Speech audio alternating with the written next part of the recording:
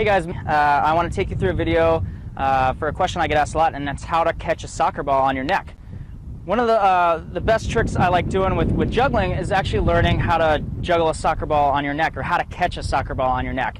And I remember being younger and going out in Orlando, Florida, on our St. Augustine grass in the driveway, and just learning how to do this. It drove me nuts that I couldn't figure it out after watching all those Nike commercials for the World Cup.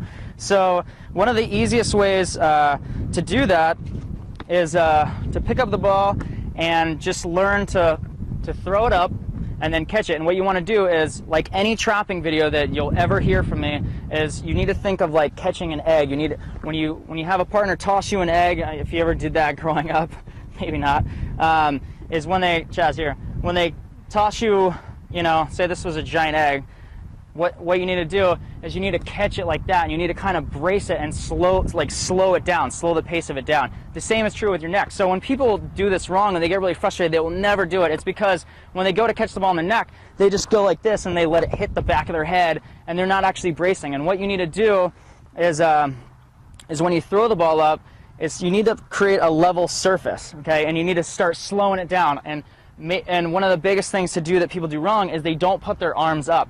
When you put your arms up, what you're doing is you're actually creating this cup that's from the back of your neck to your shoulder blades, and so it's almost going to just keep the ball right in there. So again, what you want to do is start by just throwing it just past your head and then dropping down. And when you drop down, you should be dropping down, pretty low, because you need your back to be kind of forward, your shoulder blades to be out, and your neck to be up, and that's what's going to actually create that cup. So again, when you start off, it might hit the back of your head, and you might not get it right.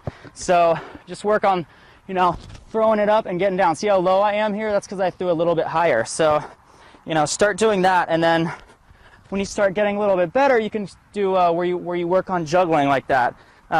So again, that's how to catch a soccer ball on your neck. Those are kind of the fundamental tips that you need to know. So, again, what I would do is I would just go out and I would just do the toss as much as you can, and just really work on that. And we're going to go over some cool stuff like, how to keep the soccer ball on your head and stuff, and run all over the field. But for this video, that's kind of the basics. So make sure that you're going down, you're catching the ball, you're creating that little cup that's right on the back of your neck. And, again, lost my mic here. Stick your arms out when you do that, because that's what's going to actually enable it. And some of the time, you'll notice, especially if it's windy, it's a little bit windy out today, that the ball's going to kind of be floating around back and forth, and that's why you have your arms out. You have your arms out to kind of balance it back, to get it right back in that little spot where you need to get it. So again, that's how to catch a soccer ball in your neck.